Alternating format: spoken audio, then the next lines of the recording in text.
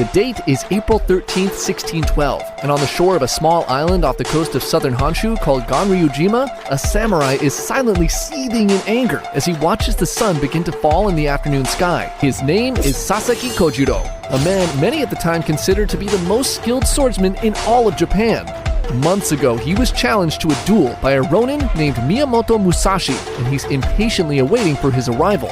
Musashi is late, and Kojiro is taking it personally. The inconsiderate behavior goes completely against the code of the samurai. The sun continues to set, and finally, a whole 3 hours later, a small boat appears on the horizon, casually drifting in the distance. Musashi is finally here, and Kojiro impatiently rushes to meet him at the shore. Musashi is well aware of Kojiro's immense talent, and knows that this fight will be his greatest challenge to date. The winner today will undoubtedly be deemed the greatest swordsman in all of Japan. Knowing the stakes, he's gone to great lengths to make sure he's given himself every possible advantage in this duel. Musashi nonchalantly steps off the boat looking as dirty and disheveled as ever. He sees Kojiro's face and smirks. Kojiro is fuming after waiting 3 hours for his arrival. Musashi then reveals his chosen weapon for the duel, a crudely carved wooden sword that he had made out of a boat oar. Instead of showing up on time, he had spent the 3 hours carving this thing on the ride over to the island. Seeing this enrages Kojiro even more.